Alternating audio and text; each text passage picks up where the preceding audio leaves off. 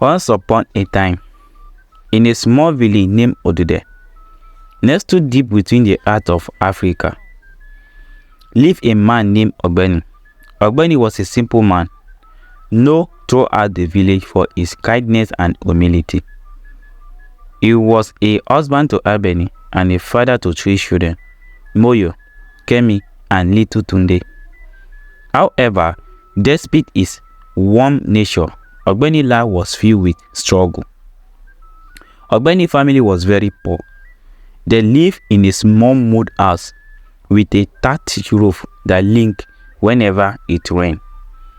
Ogbeni worked as a farmer, but the land was barren and yielded little harvest.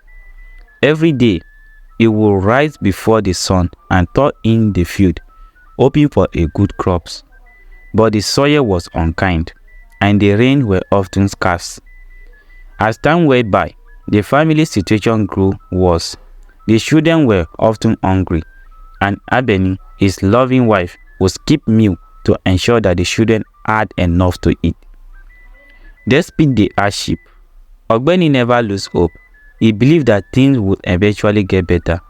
He would often sit his children down and tell them stories of how one day they would have enough food to eat and enough clothes to wear. He promised them that one day they would no longer go to bed hungry. But as the day turned into month and the month into year, things always seemed to get worse. The small amount of money Ogbeni made from selling the few crops he managed to grow was never enough. His children wore tattered clothes, and the worry in Abeni's eyes grew deeper each day.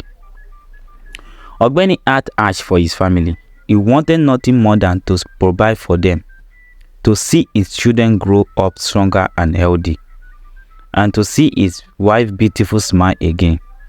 But no matter how hard he worked, it seemed that life had dealt him an unkind hand. One cold evening, after another day of toil in the field with nothing to show for it, Ogbeni sat outside his home, deep in thought. His heart was heavy with the weight of his family's suffering. Abeni joined him, sitting silently beside him. She knew the look on his face. She had seen it many times before. It was the look of a man who was carrying the world on his shoulder. Abeni, Ogbeni finally spoke, his voice low and filled with sorrow. I could not bear to see our children suffer any longer. I could not bear to see you suffer. Abeni reached out and took his hand in her. Ogbeni, you have done all you can. We are a family, and we will face this challenge together. Do not burden yourself so much. Ogbeni took his head, tears welling up in his eye. I am a failure as a husband and a father. I have nothing to give you all the children. I could not go on like this. Abeni heart broke at the sight of her husband's despair. She knew he was doing his best, but she also knew that the situation was there. We will find a way, she whispered, but even as she said the word, she knew how solemn they sounded. Ogbeni remained silent for a long time, staring out into the darkness. Finally, he spoke again, his voice filled with resolve. I have decided to go to the city, Abeni. Abeni looked at him, confused. The city? But what will you do there? Ogbeni sighed. I have heard story of a man who go to the city and find work. They send money back to their families. I must go and find work, no matter what it takes. Abeni's eyes widened with fear. But Ogbeni, the city is far, and it is dangerous. You know no one there. How will you survive? Ogbeni squeezed her hand. I don't know, but I must try. For the sake of our children, for the sake of our family, I must try. Abeni's eyes filled with tears. She knew there was no changing Ogbeni's mind once he had made a decision. When will you leave? She asked, her voice trembled. Tomorrow, Ogbeni replied. I will leave at dawn. The next morning, Ogbeni rose early. The first ray of the sun had barely touched the horizon when he gathered his few belongings into a small sack. Abeni prepared a small meal for him, though there was little to give. The children, still sleeping high, gathering around him, sensing that something was different. "Papa, where are you going?" Moyo asked, clutching at his father's leg. Ogbeni knelt down and hugged his children tightly. "Papa has to go to the city to find work. I will send money back to Mama so she can buy food and clothes for you. I will return as I can." The children nodded, though they did not fully understand. Abeni stood to the side, tears streaming down her face. Ogbeni walked over to her and took her in his arm. "I will return," he promised. "Be safe," she whispered, her voice shook with emotion.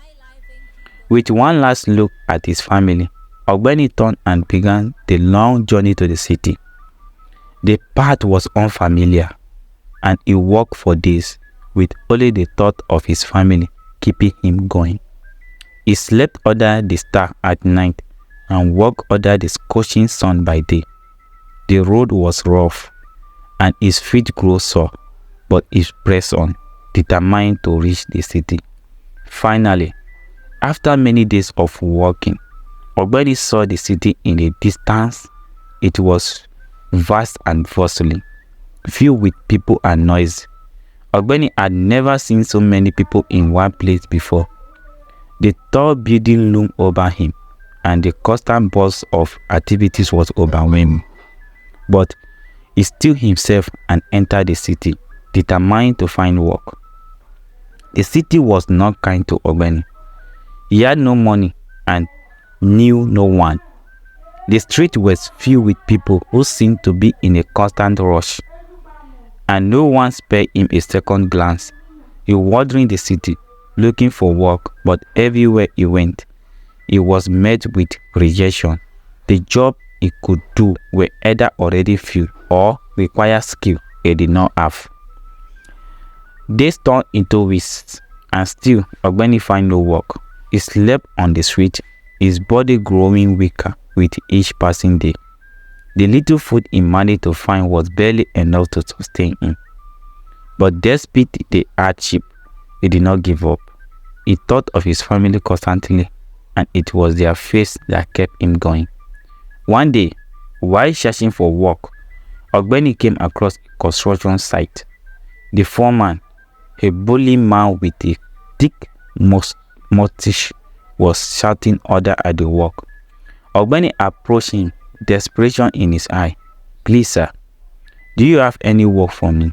Ogbeni asked, his voice trembling with fatigue. The foreman looked him up and down, unimpressed. "What can you do?" he asked gruffly. "I can work hard. I will do anything," Ogbeni replied. The foreman sighed. "We need strong men here, and you look half-starved. But I suppose we could use an extra hand. You will work from sunrise to sunset, and you will be paid at the end of the week. But don't expect much." Ogbeni nodded eagerly. "Thank you, sir. I will not disappoint you." And so Ogbeni began working at the construction site. The work was grueling, and his body weakened by weeks of hunger.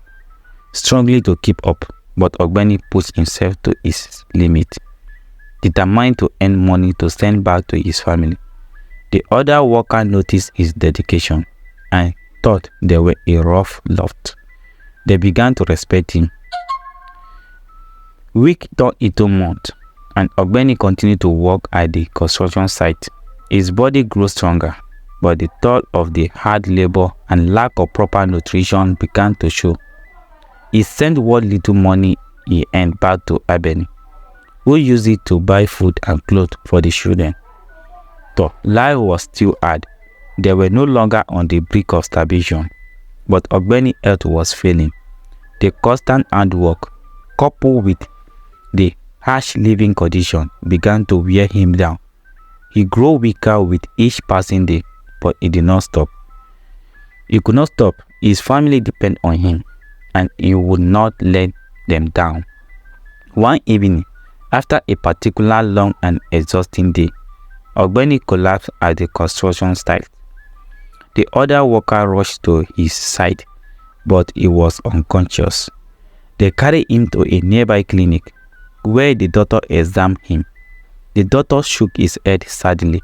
This man is severely malnutritious and overworked. His body is shutting down. He needs rest and proper care, or he will not survive. Ogbeni, barely conscious, overheard the doctor's word, but instead of fear, he felt a sense of peace. He had done all he could for his family. He had given them everything he had, even his life.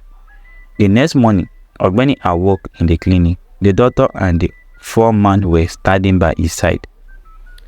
"You could not go back to work," the doctor said firmly. "You need to rest." But Ogbeni shook his head. "I must work. My family need me."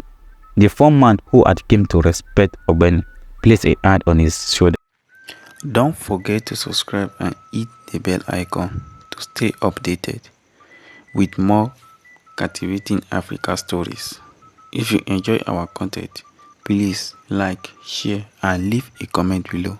You support me in the world.